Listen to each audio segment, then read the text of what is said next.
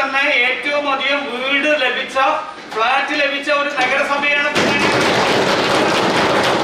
പാവപ്പെട്ട ഒരു വിഭാഗത്തെ ഈ ഫിഷർമാൻ കോളനിയിലേക്ക് മാറ്റി താമസിപ്പിക്കുമ്പോ അവർക്ക് വെള്ളത്തിനുള്ള സൗകര്യം ഉണ്ടാക്കി കൊടുക്കണ്ടേ? നമുക്കറിയാം ആ സ്ഥലം നിൽക്കുന്നത് കൃത്യമായി ചളിക്കുണ്ടുള്ള പുഴയുടെ നടുവിലാണ് നമ്മൾ ആ ബിൽഡിംഗ് പണിതിട്ടുള്ളത്. ഇവിടെ വേറെ ഏതെങ്കിലും പ്രദേശത്താണെങ്കിൽ ഒരു 5000 രൂപ കുഴൽക്കിണറിന് ചെലവാക്കുകയാണെങ്കിൽ വെള്ളം കിട്ടും. അവിടെ ഒരു നിലക്കും വെള്ളം കിട്ടില്ല. അപ്പൊ എന്താ സംഭവിക്കുന്നത് വെച്ചാൽ BPL കാർഡുള്ള ആളുകൾക്ക് 500 ലിറ്റർ പ്രതിദിനം ഫ്രീ വെള്ളം കിട്ടും. BPL കാർഡുള്ള കുടുംബങ്ങൾക്ക് ഒരു മാസം 15000 ലിറ്റർ വെള്ളം വരെ വാട്ടർ അതോറിറ്റിയിൽ നിന്ന് ഫ്രീ ആയിട്ട് കിട്ടും. ഇവർക്ക് കുടിക്കാനും കുളിക്കാനും മറ്റാവശ്യങ്ങൾക്ക് ഒന്നും പകരം വെള്ളം ഇല്ലാത്തത് കാരണം മുഴുവൻ വെള്ളം ഈ വാട്ടർ അതോറിറ്റിയുടെ വെള്ളമാണ് അവർ ഉപയോഗിക്കുന്നത്.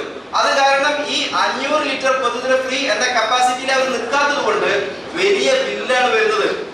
ഒരു ആള് പോലും വരുമാനമില്ലാത്ത, ഒരാള് പോലും ഇല്ലാത്ത വീടുകൾ അതിനകത്തുണ്ട്. രോഗികളായിട്ടുള്ള നിരവധി ആളുകളുണ്ട്. അവർക്ക് ഈ ബില്ല് അടക്കാൻ കഴിയുന്നില്ല. ഞാൻ ബഹുമാനപ്പെട്ട ചെയർപേഴ്സണോടും സെക്രട്ടറിയോടും ഈ വിഷയം സംസാരിച്ചിരുന്നു. അവർക്ക് ഒരു പകരം സംവിധാനം, അതായത് കുടിക്കാനല്ലാത്ത മറ്റു ആവശ്യങ്ങൾക്കുള്ള ഒരു വെള്ളം, ഒരു ദിവസം ഒരു ഡ്രം വെള്ളമെങ്കിലും അവർക്ക് എത്തിക്കാനുള്ള സംവിധാനം ചെയ്തു കൊടുക്കണം.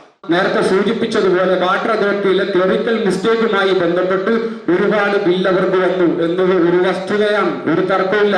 ഫിഷറീസ് നഗരസഭയിലേക്ക് കത്തയച്ചു, നഗരസഭ ഫിഷറീസിലേക്ക് കത്തയച്ചു, അങ്ങോട്ടും ഇങ്ങോട്ടും കത്തയക്കുകയല്ലാതെ അതിനൊരു പരിഹാരവും ഇല്ലാതിരുന്ന സമയത്താണ് പൊന്നാനിയുടെ പ്രിയങ്കരനായ MLA നന്ദേട്ടൻ ഇടപെട്ടുകൊണ്ട് 11 ലക്ഷം രൂപ എന്നതിൽ നിന്ന് 4.5 ലക്ഷം രൂപ അടവാക്കുകയും ബാക്കി അടക്കാൻ ഉള്ള ഒരു ലിസ്റ്റ് തയ്യാറാക്കുകയും അതിനുവേണ്ടുള്ള സാഹചര്യങ്ങൾ മുന്നോട്ട് പോവുകയാണ്.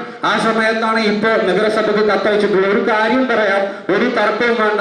ഈ ഒരു വിഷയത്തിന്റെ ഭാഗമായി ഒരാൾക്കും അവിടെ കുടിവെള്ളം മുടങ്ങുന്ന സാഹചര്യം ഉണ്ടായിട്ടില്ല. ഇനി ഒരുപാട് നേരത്തെ സൂചിപ്പിച്ചതുപോലെ ഒരുപാട് സംവിധാനം അവിടെ വേണ്ടതുണ്ട് കുടിവെള്ളവുമായി ബന്ധപ്പെട്ട്, അതൊക്കെ സത്യമാണ്. പക്ഷെ ഇതിന്റെ പേരിൽ ഈ പണമടക്കാനുണ്ടായതിന്റെ പേരിൽ ഒരാൾക്കും അവിടെ കുടിവെള്ളം മുടങ്ങിയിട്ടില്ല, മുടങ്ങുകയുമില്ല. ഇനിയിപ്പോ നഗരസഭ ഏറ്റെടുത്തില്ലെങ്കിലും ഫിഷറീസ് ഏറ്റെടുത്തിട്ടില്ലെങ്കിലും പൊന്നാനിയുടെ MLA ആ കാര്യം കൃത്യമായി നോക്കുന്നുണ്ട്. അവിടെ വെളിച്ചമുണ്ടായിരുന്നില്ല, വെളിച്ചം കൊണ്ടുവന്നു. ആർക്കും കണക്ഷൻ ഉണ്ടായിരുന്നില്ല, കണക്ഷൻ കൊണ്ടുവന്നു. മാലിന്യ പ്രശ്നം ഭീകരമായിരുന്നു, അത് പരിഹരിച്ചു.